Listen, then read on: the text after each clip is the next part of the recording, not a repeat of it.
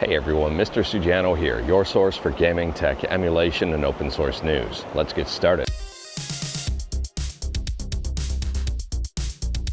All right, to kick things off, yes, I'm camping again, and yes, it's another absolutely gorgeous day outside.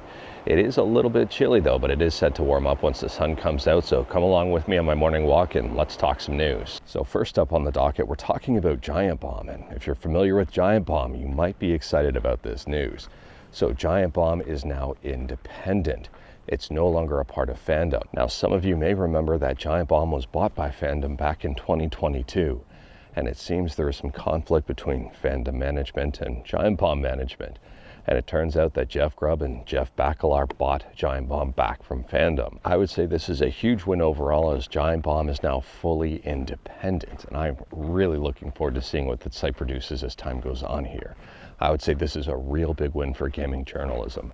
Now, if you are a fan of Giant Bomb, if you are a previous member, memberships are going up to $10 a month.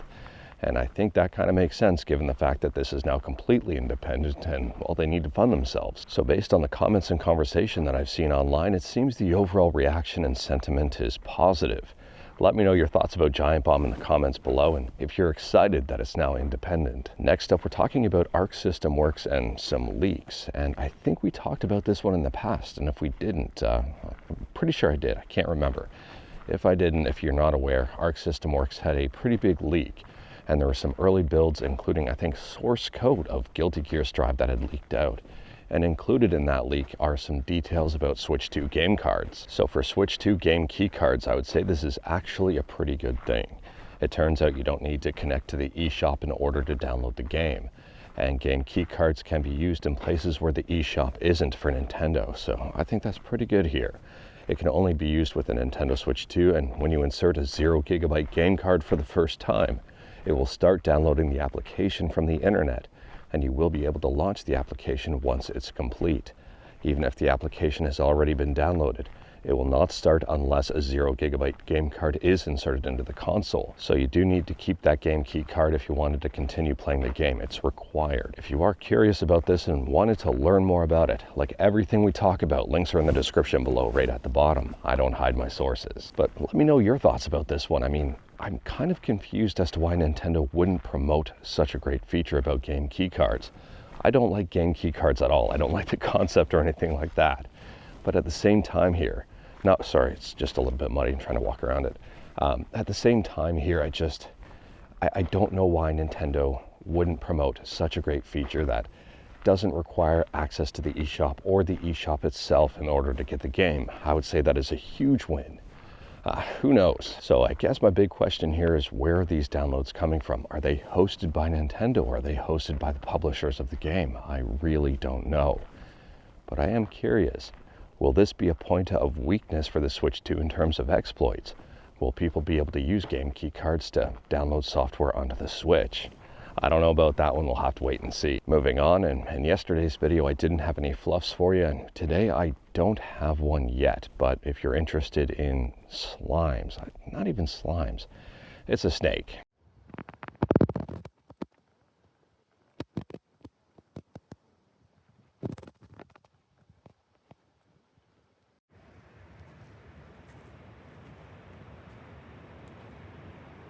So yeah, two different snakes. Anyways, here, speaking about Nintendo, next up we're talking about Nintendo Switch emulation.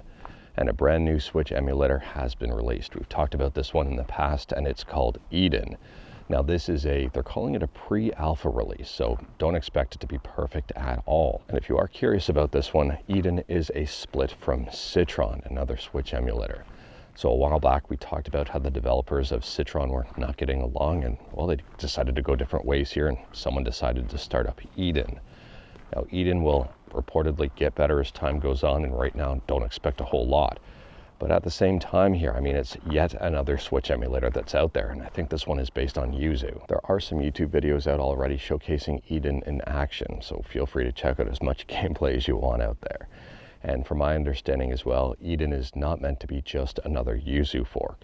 We'll have to wait and see on that one, but I am curious to see how far they can develop this, and if it's going to be another one of those forks that pops up and then is shut down or just goes away. And speaking about forks, next up we're talking about forking Call of Duty into Skyrim. Kind of. It's not necessarily a fork, not even close. This is a mod for Skyrim, and it's a mod of Call of Duty into Skyrim per se. It's super crazy. I do recommend checking it out. So the mod is called Call of Duty Tamriel at War, and it looks absolutely chaotic, and yes, I will be checking this one out. It says here, Skyrim is now a modern first third-person shooter with gigantic battlefields stretching all across the map, with infantry, tanks, aircraft, and artillery. Definitely not breaking lore at all. Now it gets even better here, and I'm trying not to laugh. They say that most epic modern battles are completely unpredictable, can occur at anywhere at any time, never play out the same, can last anywhere from minutes to hours, can stretch over enormous amounts of area, and can involve anywhere from dozens, if not hundreds, of soldiers fighting simultaneously. Absolute chaos, but also looks like a lot of fun. Let me know your thoughts about that one. Next up here, if you're not a fan of Windows and I guess kind of not a fan of Linux, you might be interested in this.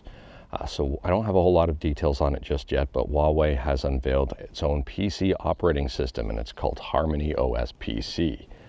Very curious to see how widely adopted this will be, or if it'll just be restricted to Huawei devices or what.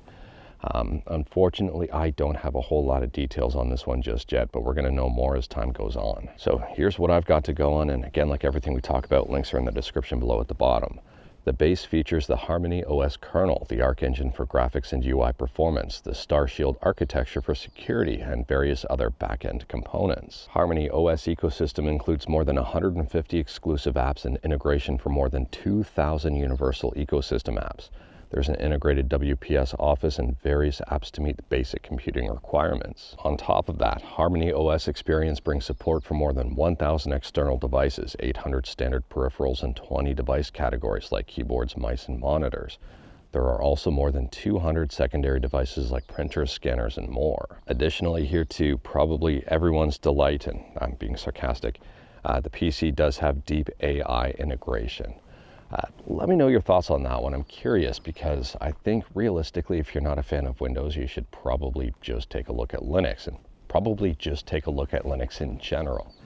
No idea about HarmonyOS here, but I don't know. It's just, we'll have to wait and see, I guess. But anyways, that is all I've got for you in this one. Straight to the point, all stuff and no fluff, or a couple of slithers, I guess. I don't know what to call a snake. It's not a slime, it's not a fluff.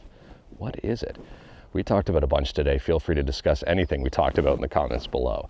If you like this video, leave a like. If you didn't like this video, leave a like. Hit that subscribe button, check out my other videos, and don't tempt fate, save your state.